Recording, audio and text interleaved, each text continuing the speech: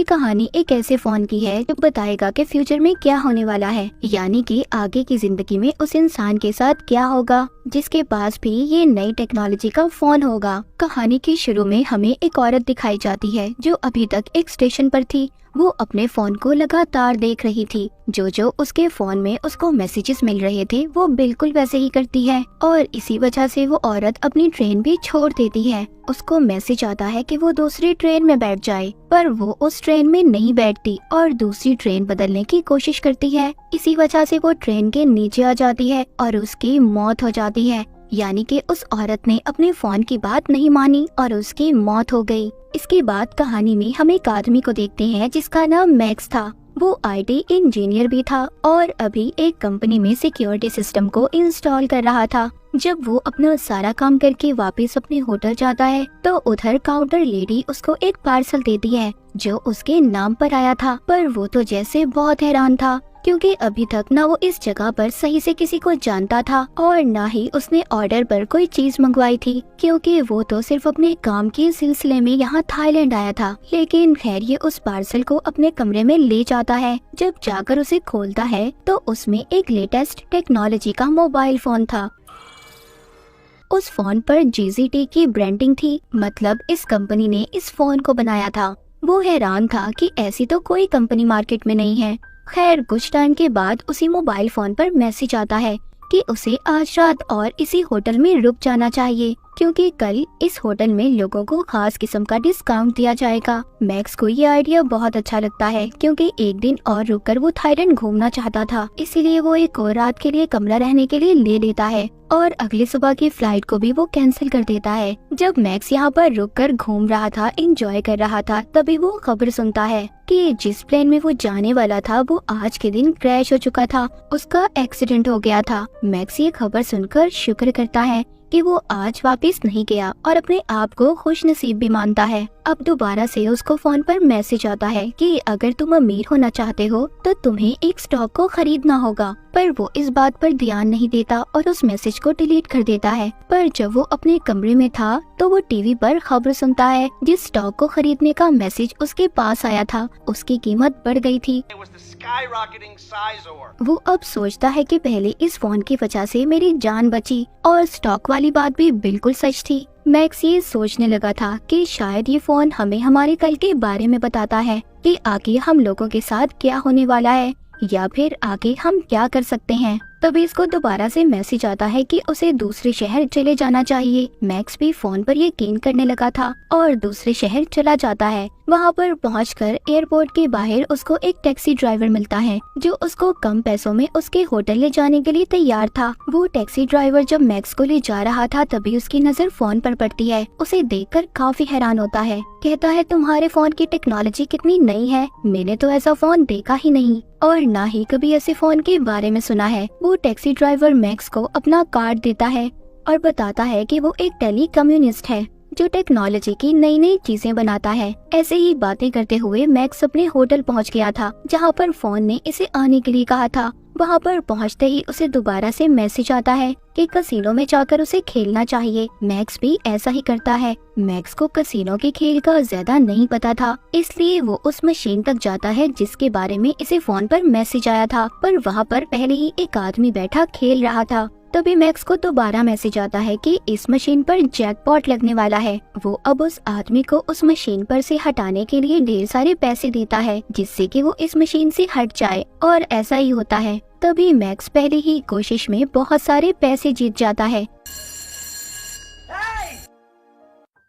वहीं पर कसिनो की टीम भी उसे कैमरास में देख रही थी। सब हैरान थे कि इस आदमी को कैसे पता चला कि इस मशीन पर जैकपॉट लगने वाला है, क्योंकि उसने उस मशीन से हटाने के लिए पहले आदमी को पैसे भी दिए थे। मैक्स जीते हुए पैसों से और ज्यादा कार्ड्स खरीद लेता है और दोबारा से खेलता है। इस बार भी वो जीत गया था। अब तो वहाँ की सिक्योरिटी टीम को मैक्स पर पूरा शक था क्योंकि बार बार वो अपने फोन को देखकर खेल रहा था। जब वो कसिनो से जाता है तो वहाँ के सिक्योरिटी गार्ड उससे कहते हैं अगर तुम दोबारा खेलने आओगे तो अपने साथ फोन नहीं लाओगे। उन्हें शक था कि कहीं ना कहीं इसके फोन में कुछ है, इसीलिए मैक्स अब उसी टैक्सी ड्राइवर ड्राइवर को फोन करता है जो इसको एयरपोर्ट के बाहर मिला था। वो उसको कहता है, क्या तुम एक ऐसी डिवाइस मेरे लिए बना सकते हो कि मुझे फोन को देखना ना पड़े और सीधा मैसेज मेरे कान में सुनाई दे। वो टैक्सी ड्राइवर थोड़ा टाइम मांगता है और कहता है, हाँ मैं कोशिश कर सकता हूँ। होटल में जाते हुए मैक्स एक कपल को देखता है जो आपस में लड़ रहे थे। वो उनमें से आदमी को मना करता है तो बदले में वो उसे एक मुक्का मारता है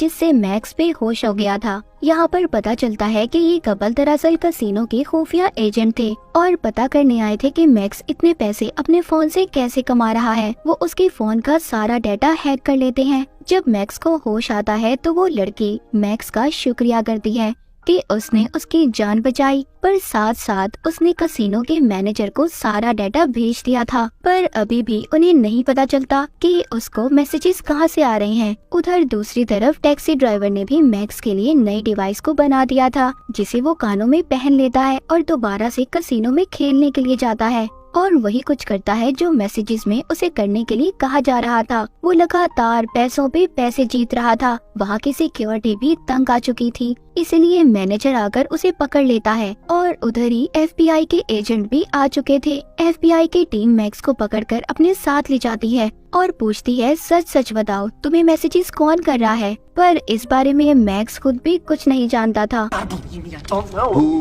FBI ऑफिसर कसिनो के मैनेजर से मिलता है और उसे बताता है कि ये केस हमारे पास नया नहीं है। इससे पहले भी बहुत से ऐसे केस आ चुके हैं। बहुत से लोगों को ऐसे फोन मिले जिसमें उन्हें पैसे कमाने के तरीके बताए गए, पर जब भी हमने उन लोगों को पकड़कर पूछा कि तुम्हारे पास फोन कहां से आए, और तभी कुछ वक्त के बाद उन लोगों की मौत हो गई। और हर बार की तरह हम इस बारे में कुछ भी नहीं जान पाते। अब ऑफिसर मैक्स के पास जाता है और उसे कहता है, देख तुम्हें हमारा साथ देना होगा और पता करना होगा कि फोन कहां से आया है। ऑफिसर यहाँ पर अपने बॉस को भी फोन पर बताता है कि अभी तक उन्हें कुछ भी नहीं पता चल सका फोन कहाँ से आया, पर हाँ मैक्स भी अब हमारी मदद करने के लिए तैयार है। वो मैक्स को दोबारा से कसिनो में भेजते हैं और कहते हैं कि इस मोबाइल के डाटा को हैक करने के लिए हमें कम से कम 3 मैसेजेस की जरूरत है। तभी दोबारा से मैक्स को मैसेजेस आना शुरू हो जाते हैं। इस बार भी वो उन्हीं मैसेजेस के कहने पर खेलना शुरू करता है, पर वो हार गया था।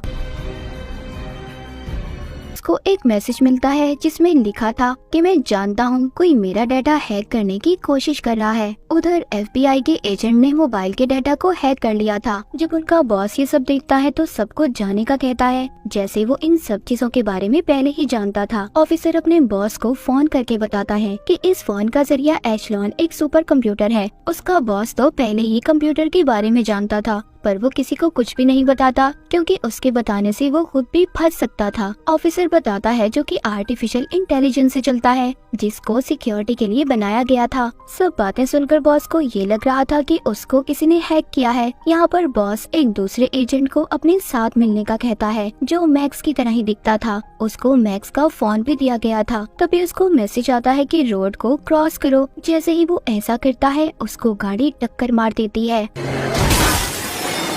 उस बेचारे की वहीं पर मौत हो गई थी। असल मैक्स अभी भी जिंदा था और उसी लड़की के साथ था जो खुफिया एजेंट थी जिसकी उसने जान बचाई थी। पर मैक्स ये बात नहीं जानता था कि वो लड़की एक खुफिया एजेंट है।